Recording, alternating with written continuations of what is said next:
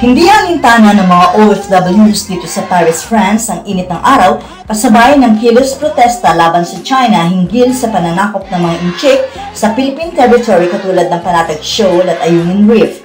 Ayon kay Mr. Lito Gomez, ang organizer ng nasabing rally, ito na daw ang ikalawang protesta na kanilang inorganisa at hiling niya na dapat daw irespeto ng China ang paggitna o arbitrasyon ng United Nations sa nasabing usapin. Ito pong rally namin na ito ay pangalawang rally namin. Ginawa namin isang taon at ngayon ginawa ulit namin.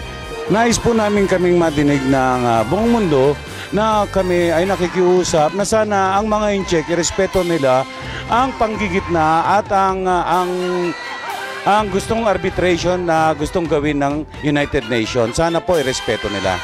Ibinagayway din ng mga OFWs ang ating pambansang watawat bilang respeto at pagmamahal sa ating inang bayan.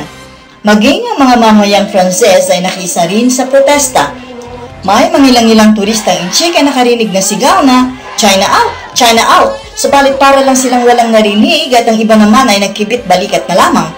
Lahat ay naglabas din ng kanilang saloobin at galit patungkol sa isyong kinakaharap.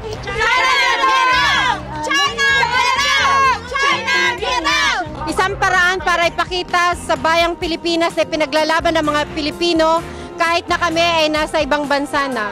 Ang ipinaglalaban namin ay ang territorial rights ng bansang Pilipinas laban sa pananakop ng China. Kung lahat tayo magkakaisa, iisa lang ang magiging word natin. Kailangang umalis ang invasion ng Chinese government sa ating islands.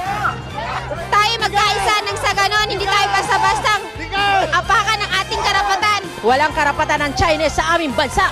At sa pagtatapos ng protesta ay inawit ng mga OFWs ang pambansang awit ng Pilipinas.